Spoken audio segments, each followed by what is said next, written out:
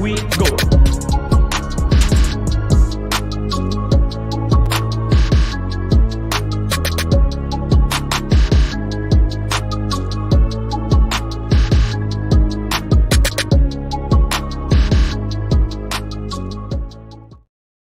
Yes, people. Sorry about the little long intro there, but how's everyone doing today? On Arsenal News today, I got a special guest, my brother, Kevin Campbell, former Arsenal player, legend to the game, my guy right here, always comes on. I appreciate you so much, my friend, for coming on the show and giving me your time. How are you doing today, Kevin? Igal, I'm very good. I'm pleased to be on with you, and I can't wait to get started. There you go. And you know what? I think the best place to get started is the season that Arsenal just had. And it was an up and down season, emotional roller coaster from the highs of the game versus Bournemouth to the lows of the game versus Liverpool, Southampton, and West Ham, and just coming short at the end. It was an exciting season. But let me know what you thought about it and how you feel coming off the back of what was, for me, a good campaign, even though it was disappointing at the end. Yeah, I mean, we were riding high most of the season. When you look at the team, and when you look at what happened to us during the season, losing Jesus in the World Cup, etc., there were a lot asked of this side. There was a lot asked, and they stood up to nearly every test. You know, Mikel Arteta and the backroom staff done a hell of a job with this young team. At one stage, it was the first youngest team, and then obviously Southampton made changes, and we became the second youngest team. I just thought we'd done such a great job, but the key to it is, one, is being fresh, because we were at our maximum. We virtually played the same team as much as we could, and you know, we had to go to our bench a couple of times, and that big goal, off the bench against Bournemouth. You think to yourself, could this be it? You know, could this be our year? But it wasn't to be. The squad got too stretched in the end. And if we're honest, Igal, we've already had these conversations about our squad ain't strong enough. Yeah. But we just hope we could get across the line. It weren't to be, but if you asked me at the start of the season, did I think Arsenal could be in a title chase? I'd say no. But now, what has that done? That's got our juices flowing to know, okay, we've got to be that team next season. We know what the yardstick is. That's Man City. Look at what Man City's doing. And that's a team that's been assembled for so many years. So Mikel Arteta's doing a good job. Yeah, we didn't win any silverware, which is disappointing. The way we finished the season is disappointing. But to finish second and be in the Champions League is a key part of our rebuild. Fair enough. And you know what? I was just going to ask you, you must have seen the online conversations about how to describe the season, where some part of the fan base are saying it's a good season like I was, and I'm defending it with my life, saying that it's against the people who are calling the season a failure, basically saying that because we didn't win the Premier League, we can't look at the season as a positive, where I feel like coming off the back of a title race, that is a positive where we can go on and learn from that. I just wanted to know your perspective from a player's perspective, of course, not just not only a player's perspective, but I'm a fan as well. Yeah. And yeah, there's no silverware and you didn't win the league, but I mean, to be able to win the league, it shows you how special you've got to be now in the Premier League. And whether people's opinions are we've got to do this, we've got to do that. No, we don't have to win the league to have a positive season, because it's been positive. Getting in the Champions League was the underscore. That was the bottom line. That's what we needed to do. We done that. We would have taken fourth at the start of the season. We finished second. We gave the fans something to really cheer about. It's built a connection between the fan base and the team. Yeah, we couldn't get over the line. But you know what? We're only going to get stronger. Facts. We're only going to get stronger. And the Arsenal community is only going to get bigger off the back of this type of performances. Exactly. So, listen, I totally understand what people say. People could, however narrative they want to say, Igal. I don't jump on anybody to say, we bottled it, we done this, we done that. That's their business. As far as I'm concerned, I thought Arsenal made me proud this season to take it to where they took it.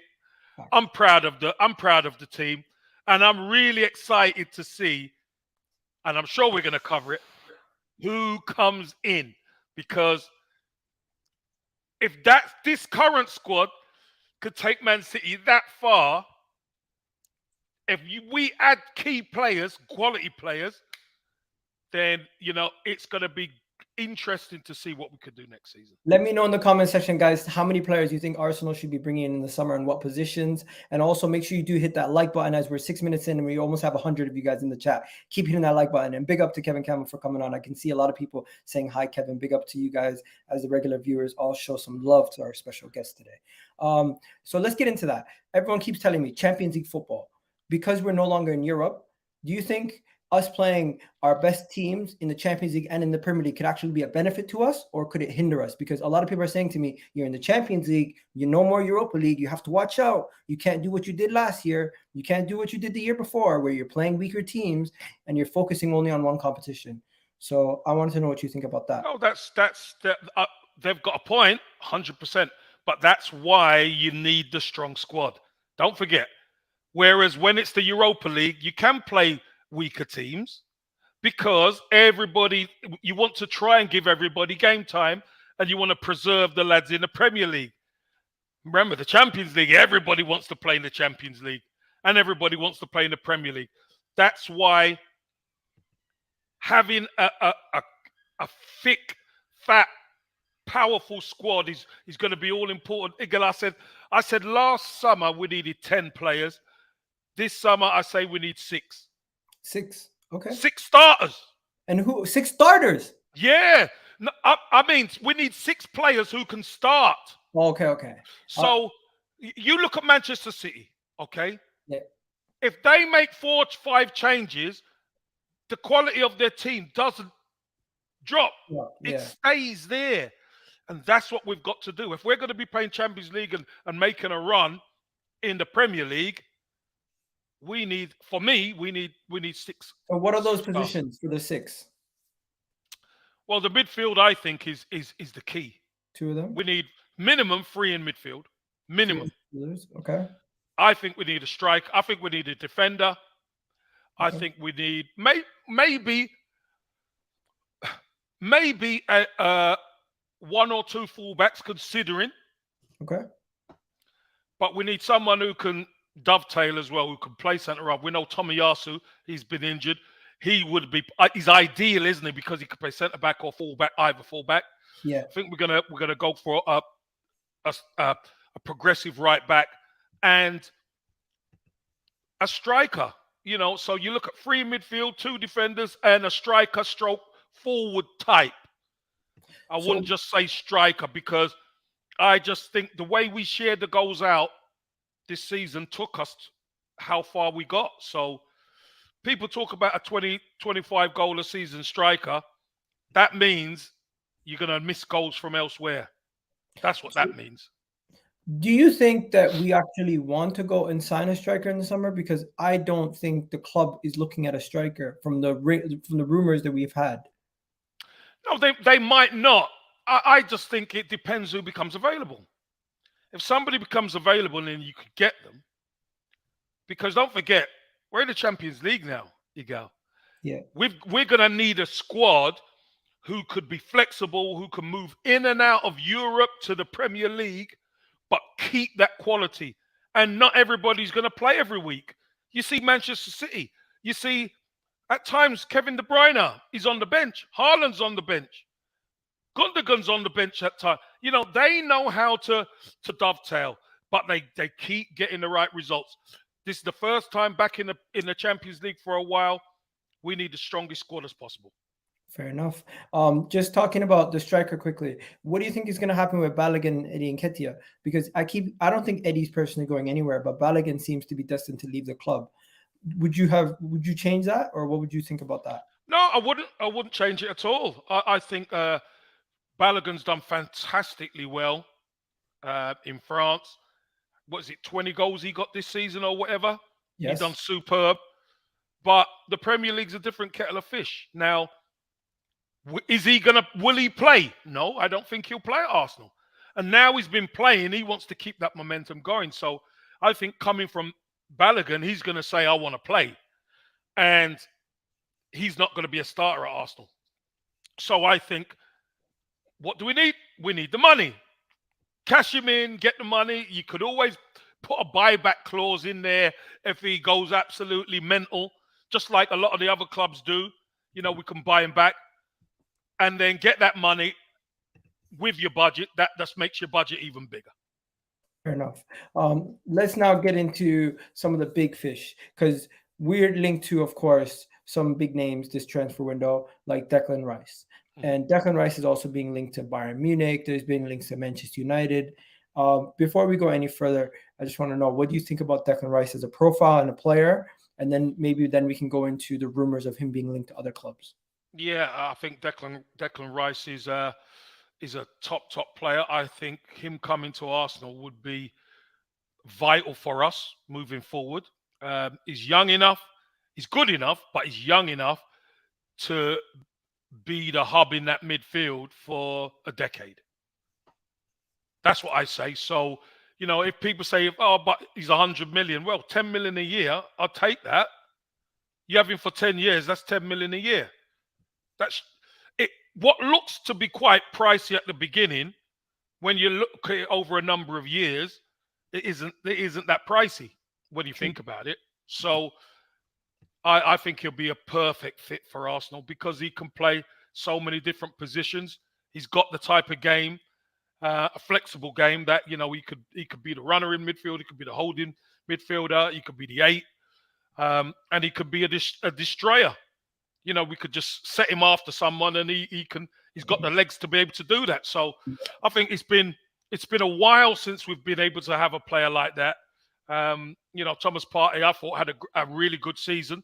Fell away at the end, but I just think the team were tired. I just really think the team were tired at the end. But I think that midfield really needs to be revamped. Not necessarily getting rid of anybody, by the way. I still think we need more competition, because you look at those top teams, they have the competition to die for. Everybody's jumping at the bit to play. Fair enough. I'm just going to say Declan Rice has also been linked to Bayern Munich, Manchester United, and people keep going back to what we were a couple of years ago, saying, why would he go to Arsenal? Now, as a player, do you look at Arsenal, what they've just come off, and say to yourself, I want to go there? Or do you go, and of course, being English, having your family here, is this a factor that's stopping you from going abroad? Well, he's not going Bayern Munich. I could tell you that much. Really? No chance. No What chance he's going Bayern Munich. Because he's a London kid, and he wants to play Champions League football, and he could get Champions League football over here. He doesn't need to go to Germany to get Champions League football. Okay. And Bayern Munich are not the same Bayern Munich of maybe a decade ago. So they're still a huge team, don't get me wrong, Igal, but I think Declan Rice is a London boy. Not to say that he couldn't travel to Manchester, but I just think Arsenal have done themselves a huge favour by being the only London team in the Champions League. I think that's huge. And it seems like he's got a rapport with Bukayo Saka, with England as well. And Arsenal's the biggest club in London. Let's be honest. Let's be really honest here. So, you look at all the things, everything weighs up, and you weigh things up as a player, and everything starts to lean towards Arsenal. Because one, you won't need to leave home. You could live at the same home. You got your family, and everything is you're just maybe going in a different direction to the training ground. And do you think it's just because he's still in the Conference League final that we haven't heard about bids yet or anything like that? Because I keep hearing all these rumors about Manchester United, Bayern. Is it just distractions because nothing Arsenal can't officially bid yet until after his season's done? Yeah, I think out of respect, let him and West Ham go and try and take care of business. If they can get, I remember there was people talking about the Conference League and talking it down. But, a bit of silverware in Europe never hurt anybody, let me tell you. So if West Ham could do that, it's a huge, huge trophy for them. And Declan Rice is captain to be able to lift it just before he potentially leaves. That's what he's got to concentrate on. I just think it's a mark of respect that nothing's really come out. But we all know what's going to happen once that game's over. Everybody who is interested in him is going to start moving and shaking and trying to get in position to try and sign him. Fair enough. I had a comment here. Someone asking, Iga asked Kevin what he thinks about Arsenal signing James Maddison. Do you think James Maddison would be a good fit for Arsenal? We have Odegaard already. Yeah, I like Maddison. I think he's a really good player. Could he fit our squad? Of course he could fit our squad. Of course he could. We have Odegaard, but he's a different type player in a sense to Odegaard as well. They have some traits to get the similar, where they could pick a pass. But I think James Maddison is a little bit more dynamic. He's a little bit more willing to get into the box than Odegaard. But Odegaard, I thought, has been sensational this season. But again, it's about squad. I don't think we have the money to sign all the players. No, definitely. We don't have the money to sign all the players. So I think the engine room and the Declan Rices, and I'm sure we're going to speak about Caicedo. I think they're going to be the key. And do you know what? I think you get both Caicedo and Rice. I think if Arsenal are serious, you've got to. I think you've got to get both of them. Did you hear the report today? Brighton did you hear the report today? Brighton apparently want 100 million for him. Oh, Brighton are going to push the boat and see where they can get to. They know that he's going to go, but they're going to want as much as they can. So, yeah, 100 might come down to 80, 70. You want these young players, and the thing is, these young players are so good. They're so good. But again, you get the young player like that and you have him for 10 years, it's you get him at 80 or 100, it's 8 to 10 million a year, Igal. It's not, when you think about it like that, it's not a lot of money to have the quality. So I think if we're serious as Arsenal, we get both. I was always thinking that Arsenal would maybe get one of Declan Rice and Caicedo, and then the other person we would go and get is like a Romeo Lavia, or just somebody like that would cost a little bit less, but also has experience in the Premier League. Like I also seen Chelsea linked to Romeo Lavia also. I think he's a quality player at Southampton. Would you be okay with that? Or do you think based on the fact that we're in the Champions League, we have to push for Caicedo and not settle for our second options? Well, why are you bringing Lavia in when you got Thomas Partey? I'm thinking Caicedo and Lavia are very similar, in my opinion. No, I'm talking about Caicedo. We got to get Caicedo. Okay. And Lavia to me is a different style. He's more of the holding midfielder. Okay. But if you're going to bring Declan Rice and you have Thomas Partey there, that's two outstanding players in his position. So he's not going to really have much game time. So I don't see that one. Okay. I tell you, one thing I will say, Igal, which I think is going to be really important. The people who are on a free transfer. Interesting.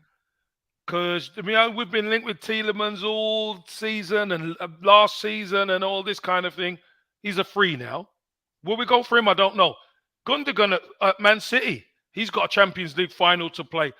There's rumours that they're not going to renew his contract. Yeah. Would you take? I'd take him in a heartbeat. I would too. But one thing I'm worried about is that we're third on the pecking order for Gundogan from the reports.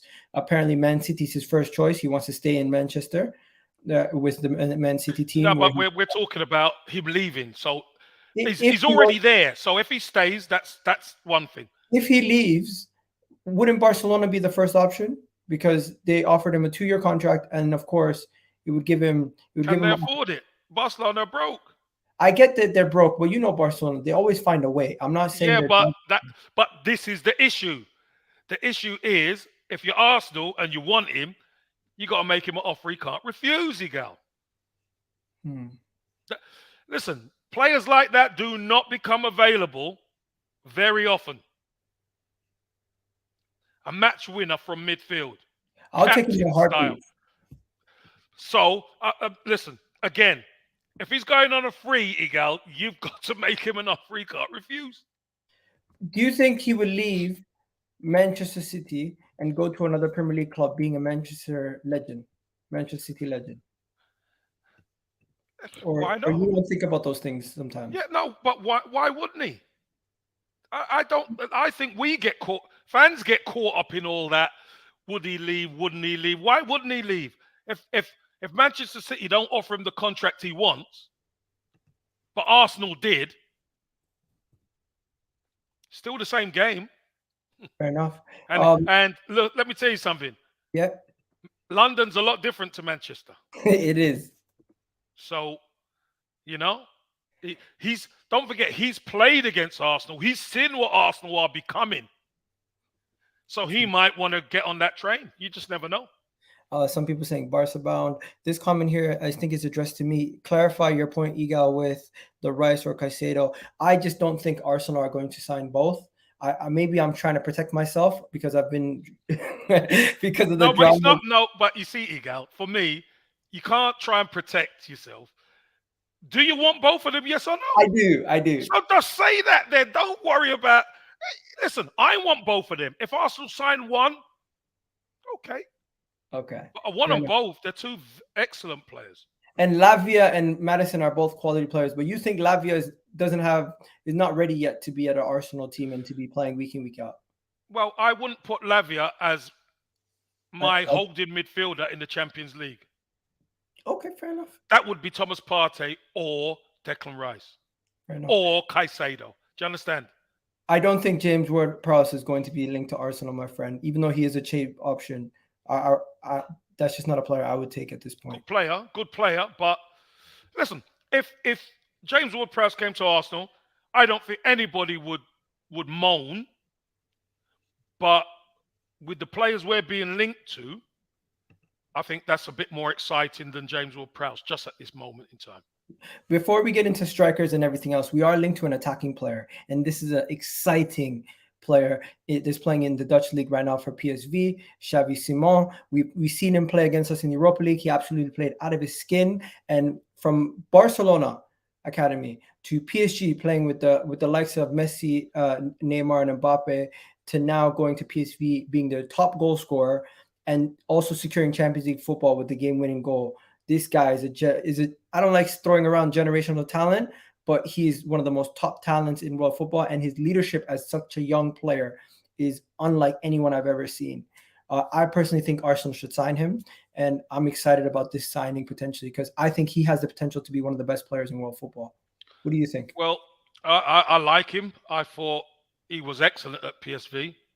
And when I watched him against Arsenal, I thought he destroyed us, to be honest.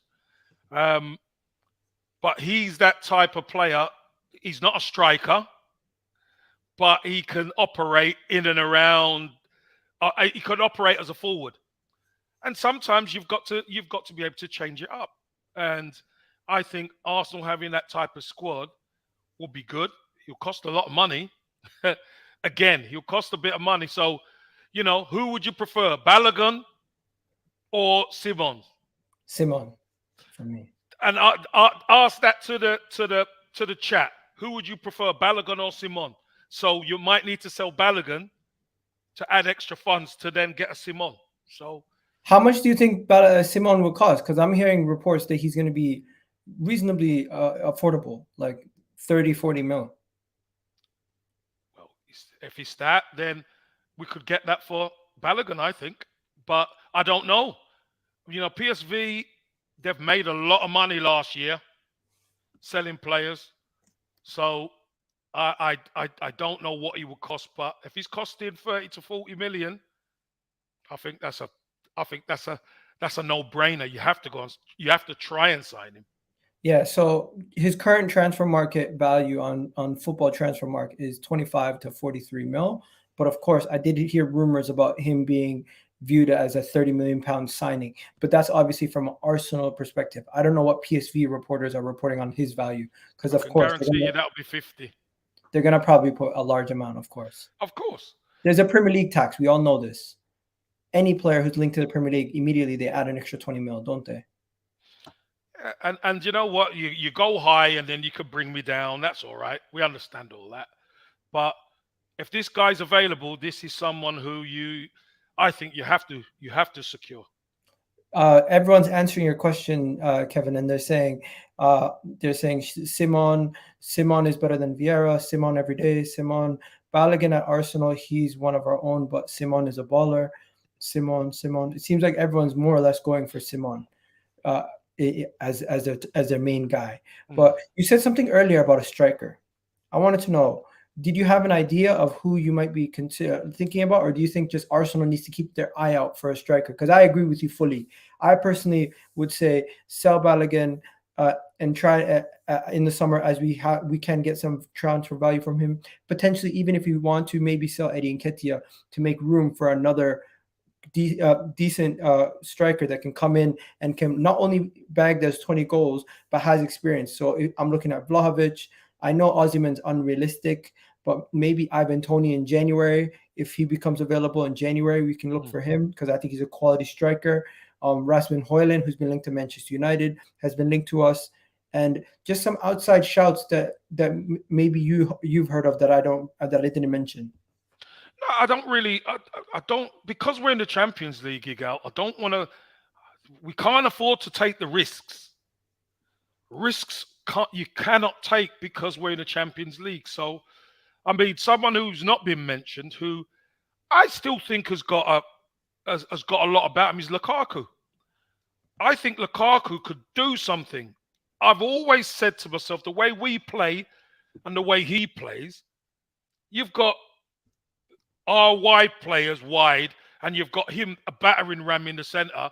I don't think there's many defenders or many defences who would like playing against that. You chuck Jesus in, who can play anywhere across the front line. But again, you could mention all those names you mentioned. Osimhen, I think Ivan Toney will be a perfect fit for us. Yeah. But obviously he's serving a ban. So you could maybe get away with. I don't think selling Eddie's gonna do anything. I think you still keep Eddie because, let's be honest, and I know it kind of. There was a lot of questions when Jesus went down. Eddie can't do this. Eddie can't do that. Eddie really kept us in the fight, didn't he? Kept us top for a bit, and he probably can't do it over half a season or a season. But when we needed him, he came up trumps. So, again, I just think the bigger and more quality your squad is, the better. You know, I like Vlahovic. I wanted Vlahovic last January or 2 Januaries ago. It didn't happen. Again, I think that will be a perfect fit for us. Juventus have been struggling. They've had points stopped, etc., etc. So, I don't know what way Arsenal's going to go, but I still think we do need somebody who, if we want to change it up, we can, and get somebody in there who can head it. I just need to ask you about the Lukaku thing. What do you feel like, because Lukaku's done so poor recently at Chelsea and even at Inter, they don't seem to want to keep him because of the money that he's on. Don't you feel like it would be such a risk to bring in a Lukaku that it might not be worth it? But do we know what Lukaku can do? We know what he can do, but exactly. Well, that's what I want. I want a player who we know what we're going to get. Not if we bring him in and spend this money, what are we going to get? No. We need to know what we're going to get, and defenders need to be scared. That's what I want, Igal. Defenders need to be scared, because do you know, when we talk about Arsenal, when we don't have that killer instinct, because we never really kill the teams off. We always kind of leave them hanging around. No, we need to be able to bury teams. And then you could start taking players off and resting them because you've got a Champions League game midweek. You know, we're just not ruthless enough. Lukaku is one of those players who love scoring goals. And I'm not just saying him. Vlahovic or even Ivan Toney. These guys love scoring goals. We've got to be able to kill teams off. we got a shout here from one of the commenters. He said, I rate this player, but maybe he's not ready yet. Evan Ferguson from Brighton. I don't think he's ready yet to be playing at the top level. Well, let's be honest. Is he going to be carrying our Champions League on his shoulders? No. No. Good young player. I like him. And maybe in a couple of years, he'll be another one of those who's leaving Brighton. But at the moment, no. Okay. Let's get into. Let me show you a little video where I did my player of the season, and it kind of created a little controversy with people on TikTok. They were quite surprised that I went with Xhaka over certain players. But yeah, just show you this video quite quickly. Where is it? And also, just while we're playing the video, just let me know what your player of the season is after we're done. 2023 Arsenal player of the season. Let's go. Ben White, Saka. Ooh, this is a tough one. But Gabriel Martinelli's been better. Zinchenko's been better. Of course, Odegaard's been better. Xhaka and Saliba. Xhaka. Trossard's been the better January signing. Neither of them have really been massively impactful. So Tomiyasu. Oh, this is a tough one, but I'm gonna have to give it to Saka. Martinelli and Zinchenko. I love Zinchenko, but Martinelli has just been so class in the business end, and Zinchenko fell off. Odegaard is the captain player of the season for me, one of the best players this season. Tomiyasu's been terrible. Oh, this is a tough one. Who's better, Saka or Martinelli? Saka or Martinelli? For me, Saka just edges it. Odegaard, and this is the perfect final. I give it to Odegaard. Let me know what you guys. So yeah, that was my little video on my player of the season. So I wanted to know anyone who disagrees with anything or what you thought on my player of the season choice, and who's your player of the season, of course. My player of the season was Martin Odegaard, especially after the way he scored his goals. I remember after the first game of the season, and he didn't shoot a couple of times at Crystal Palace, and we were saying to ourselves, on another day that could come back to haunt us. But I thought he's been outstanding. His all-round play, his work rate, and his quality, but also his goals, I mean, tell me the last player to score that many goals from midfield in the Premier League. Frank Lampard. Frank Lampard. That many, many moons ago. So Saka, Martinelli were outstanding. Saliba was outstanding up until, obviously, the time he got injured. I thought Gabriel at the back has been brilliant. I thought Ramsdale in goal has been outstanding most of the time. Thomas Partey's been the hub in that midfield. Xhaka's had a great season as well. I thought up until the World Cup and his injury, Jesus was ridiculous, but took his time to come back in, etc., etc. But I just think Odegaard's been the star man. He really has. A lot of people complain about Odegaard as well. They do. They complain. They say he doesn't take the game by the scruff of it. These people have never played football. They've never played football. They don't understand football. Honestly, they don't. They don't understand football. If you look in world football, Igal, how many players modern day can take a game by the scruff of the neck? There ain't many. Sure. There ain't many. So when people say that, it's their opinion. I get it, but they've obviously never played, or they don't watch football properly, or they just might not like the player, because there's a lot of people who have player agendas nowadays. Hey, listen, and that's their business. Like I said, it's their opinion. I'm not saying you can't have an opinion, but I will call it when it's nonsense. Let's talk about someone who is currently having contract talks, William Saliba. Now, I personally think William Saliba is one of our most important players at the club, and he is integral to the way that we played this season, and hopefully will be at the club for a foreseeable future. He now wants around 200K a week, apparently, and we shouldn't be shying away from giving players contracts of this ilk. But I just wanted to know what your thoughts are on the whole Saliba situation, and maybe if you have information that we don't know. Well, he's in the building, Miguel. He's our player, and I can't see him leaving. I Okay, just can't see him leaving. So I know there's a lot of narrative going about PSG and all this kind of.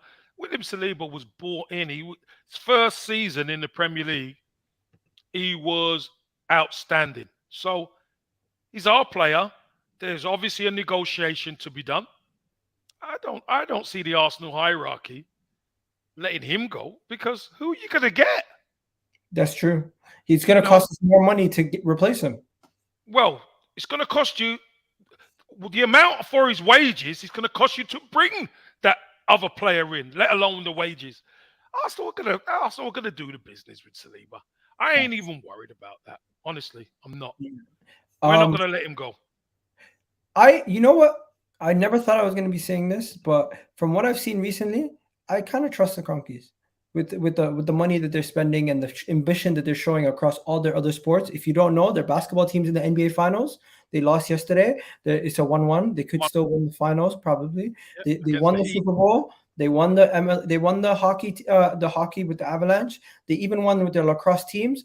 Quietly becoming one of the better owners in North American sports, and potentially Arsenal could have just won the Premier League this season. We missed out, quite sure. I don't think we, as fans, we should worry too much about the owners anymore. But I just wanted Yeah, to know but what the fans will. The fans will because there's been a lot of narrative and there's been demonstrations and all this kind of thing. I think now we're going to find out. Now we're really going to find out who the Cronkies are. The Cronkies have really only had full control of the club for a couple of seasons. And look where we are. So these guys want to win, let me tell you. These guys really want to win. So if they're successful in every other, but they're going to look at us and say, no, we don't want to be successful in the Premier League. No, that's not going to happen. These guys want to win. And we're going to find out with our transfers because that's going to tell us a lot. facts. I was just gonna go quickly to Cancelo because he's another player we're linked to. I haven't gotten your take on that one. What do you think about Cancelo linked to Arsenal? I don't think he's going to come to play in England anymore. I think he wants to go to Spain, and I believe Barca and Real are interested. So yeah, he's done his time in England, and probably this one is an easy one for him to say, "Listen, I've won Premier Leagues at Man City. I don't need to go anywhere else." Fair enough. That was a quick one. And what was who's your player that you think we should look at maybe cashing in on? Because a lot of people are saying Xhaka's going to be leaving. Partey. I don't want to sell Partey personally, but Partey's going nowhere. he's been linked away though. He's going nowhere. Emil Smith Rowe staying. No one's He's selling staying, him. not going anywhere. ESR was rumored away though. He ain't going anywhere. Eddie Nketiah has been linked away. He's going nowhere. Okay. Who else is Don't there? forget, we still got Pepe. Who's gonna buy Pepe? Oh, but we might have to do it. We have to get him off the books. I honestly don't think anyone's gonna come in for him. We're gonna have to get Pepe off the books. There's a couple of players there who will be leaving. Balogun's got resale value now, which is good. But I think there's, what's the goalkeeper's name? The young goalkeeper who's been on loan? Runnerson. He'll probably leave. So there's some moving and shaking to be done to clear the decks a little. I have a whole list of names of players, but I don't know if we're going to be able to garner too much money. So let me know what you think. So it's Runnerson, Cedric, Kieran Tierney. We haven't spoken about. He looks like he's destined to leave. If he's going to leave, him and Balogun are the key guys who are going to bring the money in. Let's be honest. What about Nuno Tavares? Yeah, I think he'll be sold, but I don't think he's going to bring big money in. He'll bring a decent price, maybe, but it might be another loan for him. Okay, we're gonna keep Reece Nelson. We're gonna. What about Holding? Do you think it's the end of the road for Holding? I do. I think Ben White has to be the extra one who can play centre back or right back. And because when we saw Holding come in, and it's no disrespect to Holding, I thought he done all right, but we just need a bit better now because we ain't going to be in the Champions League. We need that level to be up there. We need Is an upgrade. So is there a chance Pepe gets into the rotation next year? no, Okay, fair enough. no chance. And I personally think Marquinhos might be an experiment that we might move past at this point because No, he's only young. What is he? 19. So he'll go on loan again. We got loan. plenty of. He's got plenty of time. We can't expect him to be the finished article yet. We Charlie want to build him Patino. up. Charlie Patino's going to be sold. Well, Charlie Patino, if he wants to play, he's got to go. And the rumor has it that he doesn't want to go on loan again. So if he doesn't want to go on loan again, he's going to have to be sold. Fair enough. And then Sambi Lokonga. What do you think about him? Yeah, Sambi will probably go because it just hasn't worked out for him. And now we're in the Champions League. There's no room for Sambi to be developing in this team. You're not going to get the opportunity. Hence why we keep what we've got and we add to it. Okay. And then the defensive cover that we keep looking at. We're looking at guys like Guehi, Leipzig's Mohamed Skamaka. I think that's how his name is pronounced. And I'm not sure. Tapsoba from Leverkusen has also been linked to us. Right backs, we've been linked to the guy from Galatasaray. Caicedo has also been rumored to be able to play right back also if we sign him. Tyler Adams, Ganto. It just seems like we're linked to everyone at this point. I don't know. Any of those names stick out to you and say, you know what, that's somebody I might actually be seriously interested in Arsenal signing? I think Guehi, I like the sound of that player because Guehi plays on the left centre back, and if Gabriel Magalhaes goes down, who's going to play there? You know, he's Premier League proven, and I think he's level to go up, could really improve at Arsenal. And he's someone who I wouldn't be worried about. He's quick across the ground, he's strong, and he knows that he likes defending. So it's that player who I believe could come in and, yeah, if Gabriel wasn't playing, he's someone I wouldn't be worried about playing on that left-hand side of the centre-back. So, again, It's Simikan. My apologies. Squad is going to be so important. I think Guehi's amazing, but 50 million is what we're going to have to pay nowadays for bench players. We're going to have to get used to it. 50 million. Again, you got him for 5 years. It's 10 million a season. There you go. You know, you've got to looking at the fee, let's break it down. You know, you have these guys for 5 seasons and you want to be successful. We saw what the lack of squad depth done to us this season. And how much is it worth to have squad depth? It's worth everything if we want to be successful. Maybe we could even do a swap deal with them or something because we have a lot of players on our books that we can maybe get rid of to some of these guys. Exactly. The wages is the problem. And finally, if you were to say, there's one thing that everyone keeps saying. Obviously, it's very predicated on the window. But if we have the window that you want, that you said we need, and we end up getting 6 players, what are your expectations going into next season? Listen, I want silverware. That's how I judge the success.